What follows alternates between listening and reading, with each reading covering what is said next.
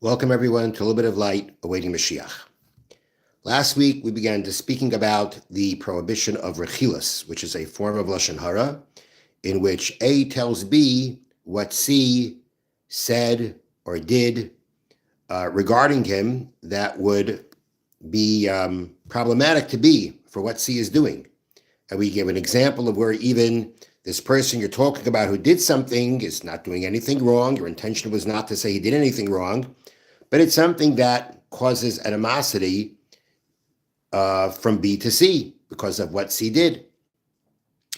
And we mentioned that the root of this is the fact that we have this trait of looking to gain information we don't know and to share it. If it's interesting to us, we want to share it with interested parties. And in essence, that's really a trait. It's a positive trait within us that Hashem put it within us to gain his wisdom and to share it with others. But like anything else, it can be misused. And it can be misused in the sense of knowing something that you found out somebody else doesn't know and sharing it with him because it's interesting. It's an interesting piece of information to you and you have an interested party you want to share it with. That's the problem. And we began mentioning that the way of trying to attack this problem, trying to deal with this problem, is really a verse that we find in the book of Mishlei. In the book of Proverbs, Perek Yud Aleph, chapter 11, Pasuk Yud Gimel, verse 13, reads, Hoylech rochel megalosaid. One who goes tail-bearing is one who reveals secrets. The Neman Ruach, a trusted spirit, Mechas Hadavar, conceals the matter. Which means that if you speak rechilus, you're telling other people what other people have done towards them, and this really would apply to speaking lashon hara, speaking derogatorily about people too, is the fact that you're a megalasei. There is something, a secret here, or something that this person, something that is about this person, and it's something that this person may have shared with you, or you saw this person do it. And it's a secret in the sense that it's something that's not meant to be revealed. And if you want to make sure that you don't reveal the secret, then you need to be a neman ruach. That means a trustworthy person. So let's talk about this in the form of an actual secret. Somebody shares with you a secret. Nice, juicy information. You want to share it, especially with a very interested party. What one has to know is that if somebody shared a secret with you, then for the starting point is, who says they want it to be revealed? I mean, the Talmud actually says this is Talmud in Yuma, Dalet Amud Beis 4b, says, how do you know if somebody tells you something, they're not allowed to say it until the person tells you may say it? Which means that there's a lot of discussion about this, but it means that every person who hears something from someone else shouldn't be so quick to reveal it, because who says they want it to be revealed? Maybe they themselves have their personal reason why it shouldn't be revealed. Or in the case of rechilus, the problem is that person may not have thought themselves that it needs to be kept secret, but the fact that now you told to someone else who now resents it, now is going to hurt that person who had that piece of information.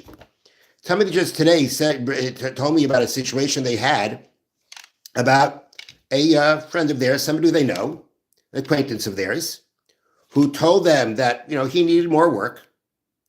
And the person who heard this went to someone else and told him.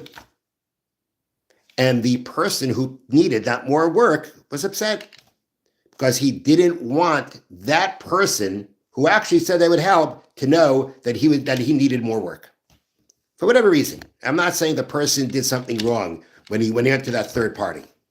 But it's saying, but there is such a thing that you can't presume that everybody wants information about them, their personal information spread. Their personal information is something that is theirs and it's them.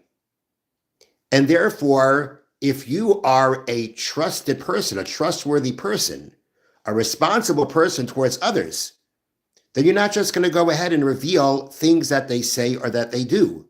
And even if they seem innocuous, you have to, your responsibility and your trustworthiness to someone else is that what they say or what they do belongs to them.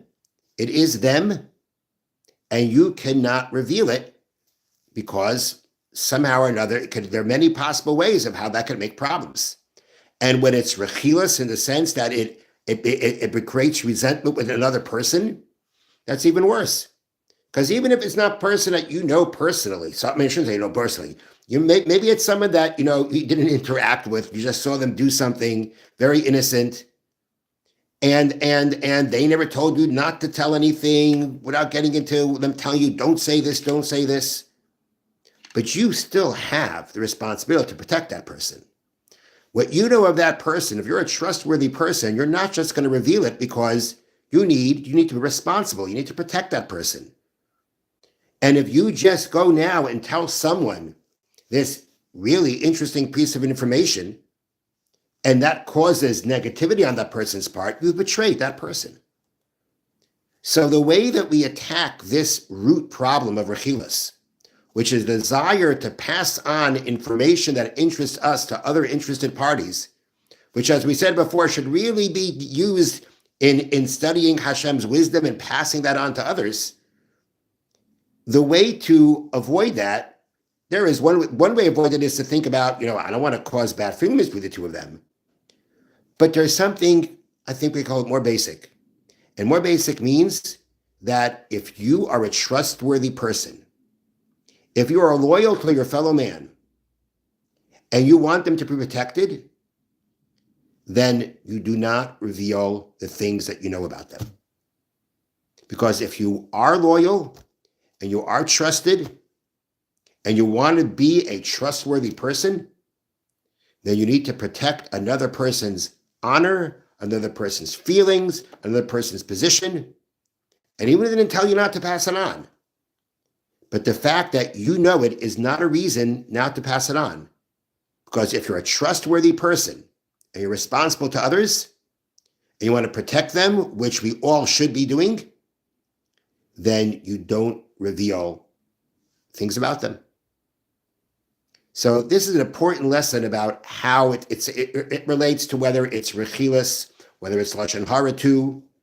It's an idea of if we are a trustworthy person, if we are a neman, a trustworthy person, and we are loyal to our fellow man, then we have to be very, very careful about what it is that we reveal about them. Thank you for listening. Have a wonderful Shabbos.